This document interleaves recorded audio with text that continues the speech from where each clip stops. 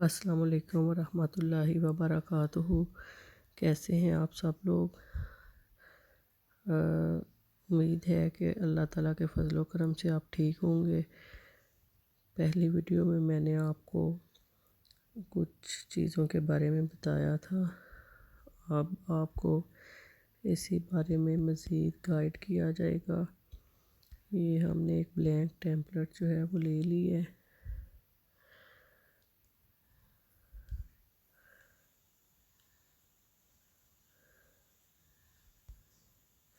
ये देखें, इस पर मैंने क्लिक किया है तो ये हाईलाइट हो गई है।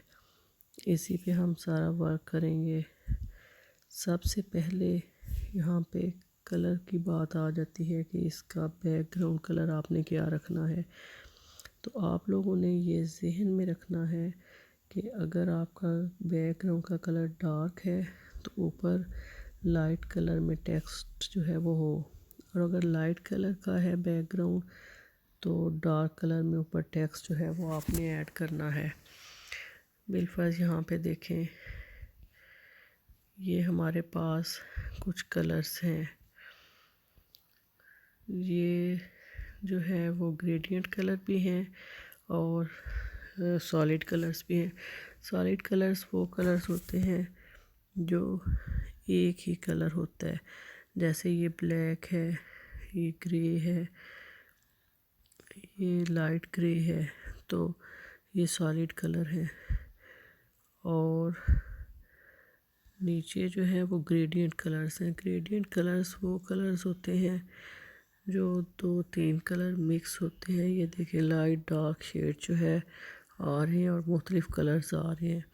तो आप इनमें से किसी भी कलर का किसी एक कलर का या मुख्तलिफ़ कलर्स का बैकग्राउंड ले सकते हैं। बिलफर्ज ये बैकग्राउंड जो है, अगर इसको सिलेक्ट किया तो ये बैकग्राउंड आ गया है मल्टी कलर। और अगर आप लोग एक कलर में बैकग्राउंड लेते हैं तो ये एक कलर में आपके पास बैकग्राउंड आ गया है। अब इस कलर को अगर हम लाइट शेड में रखना चाहते हैं या डार्क में करना चाहते हैं तो उसके लिए हम क्या करेंगे, थोड़ा सा स्क्रॉल करें नीचे की तरफ, तो यहाँ पे हमें ये एक कलर जो है वो मल्टी कलर से नज़र आ रहे हैं।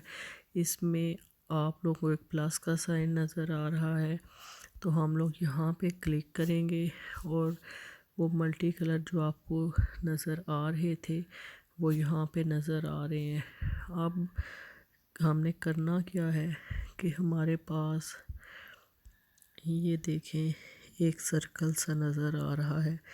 इसको हम फिंगर की मदद से जिधर मूव करेंगे उसी हिसाब से हमारे इस टेम्पलेट का कलर जो है वो चेंज हो जाएगा। बिलफर्ज इस पे मैंने फिंगर रखी है। अब मैं इसको लेफ़्ट या राइट मूव करती जाऊंगी तो आपको ये कलर जो है वो चेंज होता हुआ दिखाई दे रहा होगा। तो इससे हम कलर को लाइट और डार्क कर सकते हैं। अब बिलफर्ज यहाँ पे आप हम आए हुए हैं और हम इस कलर को येलो के बजाय कोई और कलर जो है वो देना चाहते हैं। तो इसी तरह हमें नीचे एक मल्टी कलर की लाइन नज़र आ रही है, ये वाली लाइन। तो यहाँ पे भी हमें एक ये छोटा सा सर्कल नज़र आ रहा है वाइट कलर का। तो इस वाइट कलर के सर्कल को हम जिधर लेके जाएंगे, जिस कलर के ऊपर वही शेड जो है, अब ये देखें ग्रीन पे ये वाइट सर्कल आया तो ऊपर ग्रीन कलर आ गया है। अब इस ग्रीन कलर को अगर लाइट या डार्क करना है तो ग्रीन कलर के ऊपर जो ये वाइट सर्कल नज़र आ रहा है इसको हम लोग मूव करेंगे तो ग्रीन कलर के शेड जो है वो चेंज हो जाएंगे। अगर ग्रीन आपने नहीं रखना तो आप थोड़ा सा और आगे ले जाएं। ये देखें, जैसे जैसे ये नीचे ये जो कलर्स वाली लाइन है इस पे आप लेके जाएंगे तो आपके पास कलर जो है वो चेंज होता जाएगा। इसी तरह नीचे देखें, ये आपको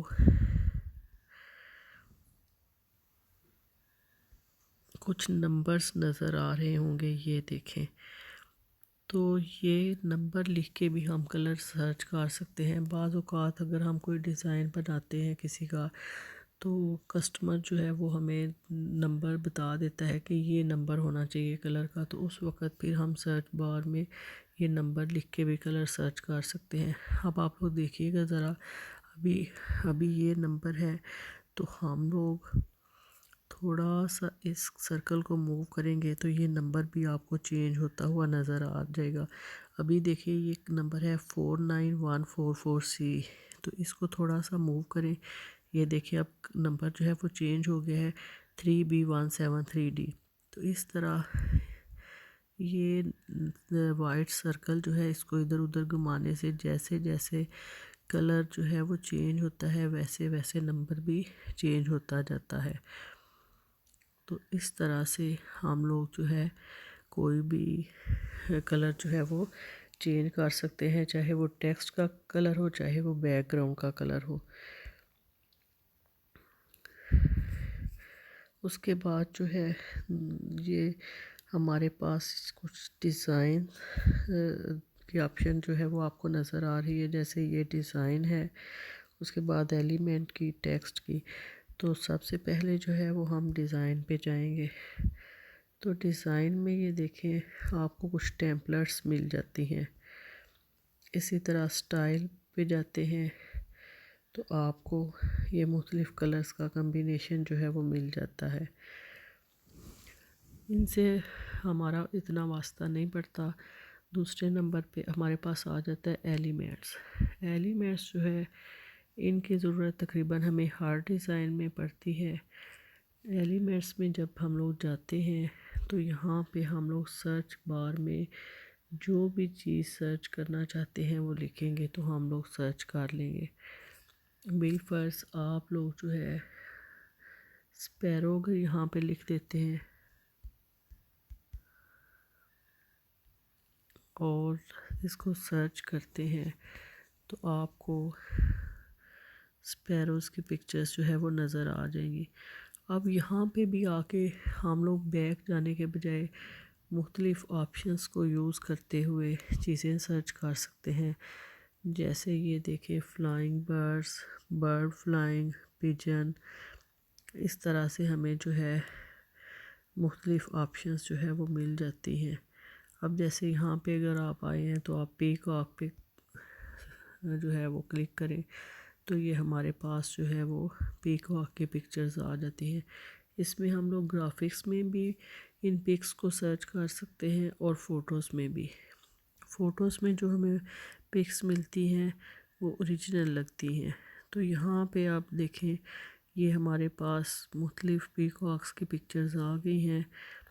یہاں پہ ایک اور چیز میں آپ کو بتا دوں کہ آپ دیکھ رہے ہیں یہ پکچر ہے، اس کے ساتھ کچھ نہیں لکھا ہوا، یہ پکچر ہے اس کے ساتھ بھی کچھ نہیں لکھا ہوا، اس پہ بھی کچھ نہیں لکھا، لیکن یہ جو پکچر ہے، یہ والی جو پکچر ہے، اس میں آپ کو یہ نیچے EDU لکھا ہوا نظر آ رہا ہے۔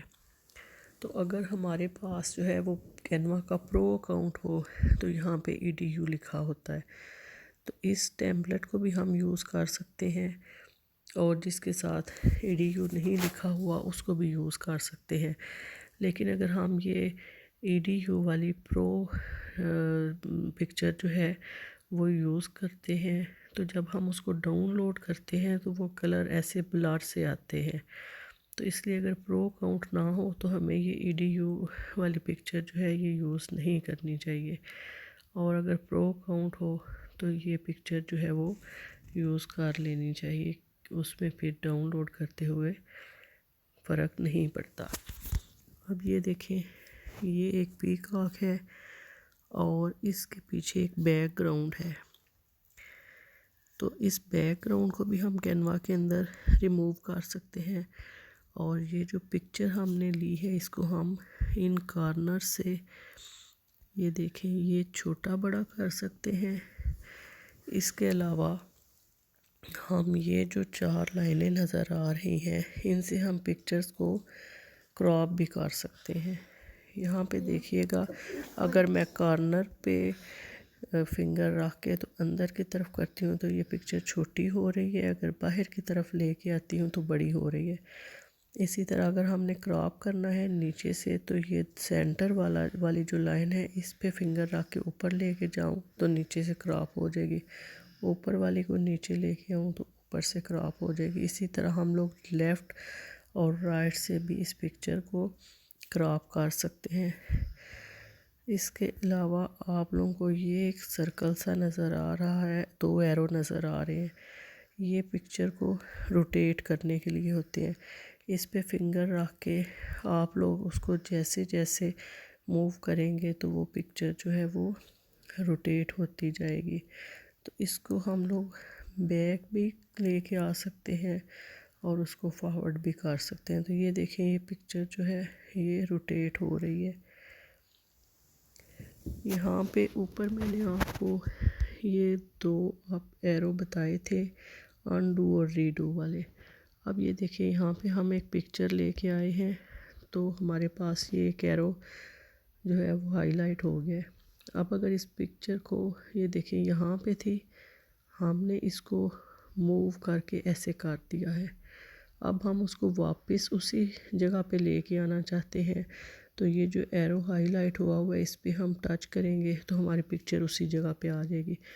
اب ہم کہتے ہیں کہ نہیں یہ پہلے والی جگہ پہ ٹھیک لگ رہی تھی تو یہ دوسرا ایرو اب ہائی لائٹ ہو گیا، اس کو ٹچ کریں گے تو پکچر واپس اسی جگہ پہ چلی جائے گی۔